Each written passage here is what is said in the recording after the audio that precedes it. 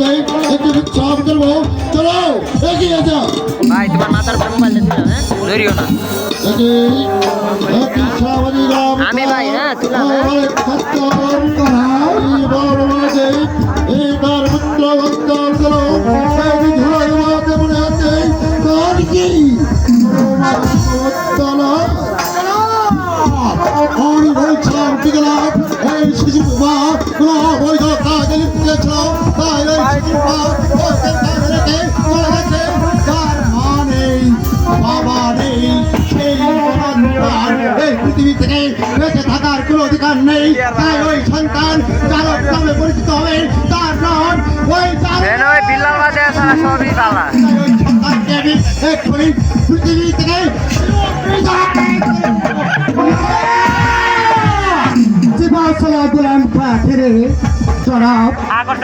কোনো অবৈধ সন্তান নয় জনাব আমার মন বলছে জীবনশালা গোলাম খাও তারা বলেছে সম্পূর্ণ ঠিক কথা বলেছে আমার মন বলছে এই শিশুটির মা এই শিশুদের তুলে নিয়ে এই গভীর বড় মাঝে পথ করে যাচ্ছে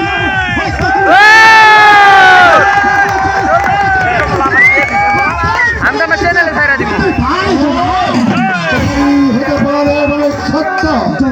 কিন্তু এই পথের মাঝে এই শিশুটিকে যদি আমি ফেলে রেখে যাই তাহলে ওই খুদার কাছে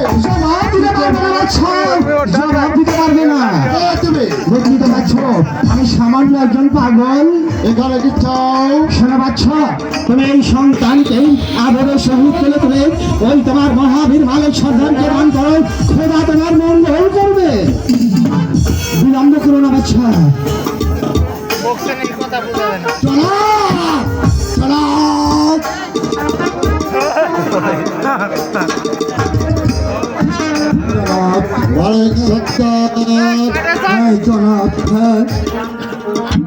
আপনি তো জানেন মেহেরবান খোদা তাআলা আমাকে আজ পর্যন্ত একটি সন্তানও দেয়নি পিতা ডাকে শোনার তো আমার হয়নি তাই তো বলছি যেন এই কারণের কথা মতো ওই সন্তানটি আমাকে দান করুন আমি মিশরের মহাবীর মালিক সত্তার এই কহিল কলম আছে তাই আপনাকে কথা দিচ্ছি আপনার হুকুম আমার তো বাস্তব আমি পালন করে যাব আপনার হুকুম পালন করতে যদি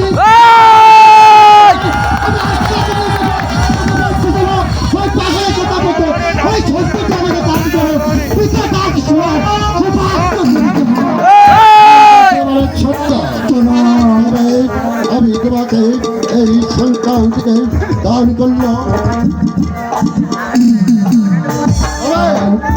তুমি বলে রাখবে এই সন্তানটি শুধু আমার তুমি শুধু লালন পালন করবে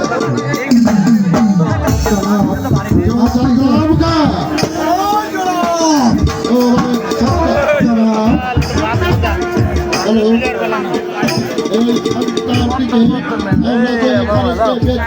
তাহলে এই সন্তানের নাম ধরে আমি ডাকবো কি বলে সবার ছাড় কি নাম ধরে ডাকবেন তাই তো আমি ভাবছি তোমরা যখন এই কাশেমপুর জঙ্গলে এসেছো শিকার করতে তাই তো এই সন্তানকে কাশেমপুর জঙ্গলে পেয়েছ তাই তোমরা সকলেই এই সন্তানকে আজ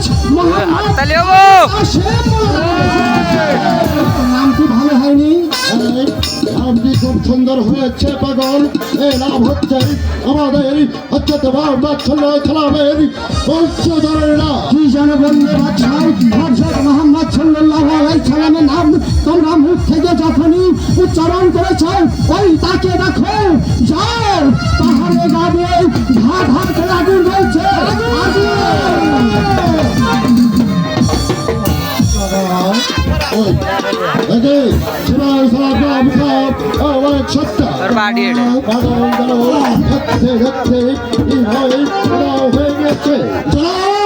আমি বলছিলাম কি জনাব ও একটাই আল্লাহ বন্ধা কিছু নেই দেখুন জনাব আপনার চোখের সামনে কিভাবে সে হারিয়ে গেছে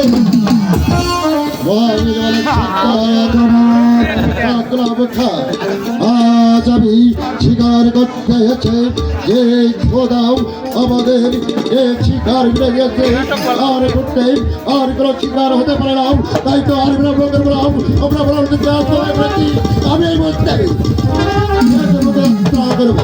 ঠিক আছে জনাব, তাই চলুন জনাব।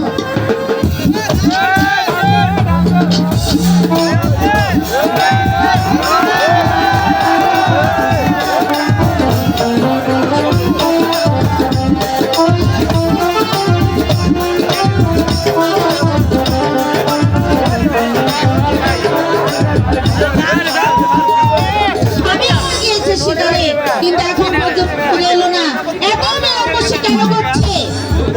আয়শা! ওই তো আমার স্বামীর কণ্ঠস্বর শোনা যাচ্ছে, মনে হয় সে ফিরে এসেছে। আয়শা! আয়শা, আমি ফিরে এসেছি আয়শা। স্বামী, আপনি ফিরে এসেছেন, কিন্তু আপনি কার সন্তান চুরি করে এনেছেন? আয়শা, তুমি তো জানো আয়শা, আমি তো কোনো সন্তান চুরি করতে পারিনি। আমি যদি সন্তান চুরি করতাম তাহলে বহুতাই তোমার কুল আমি ভরে দিতে পারতাম। তাহলে কার সন্তান আপনি কোথায় পেলেন? জানতে চাও আয়শা? আমি ও আমাদের সিপাহসালা গোলাম খান ও বাদশাহ তো আমার সকলে মিলে শিকার করতে গিয়েছিলাম।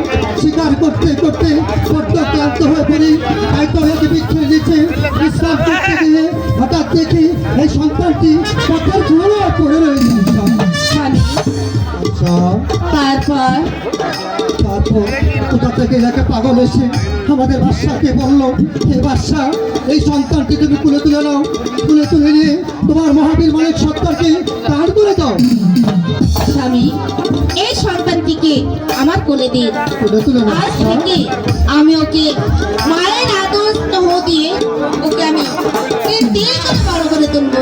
ঠিক আছে আয়শা। স্বামী, চলুন, আপনি অনেক ক্ষুধার্ত, আপনি খাওয়া দাওয়া করে বিশ্রাম করবেন। ঠিক আছে আয়শা, তাই চলো।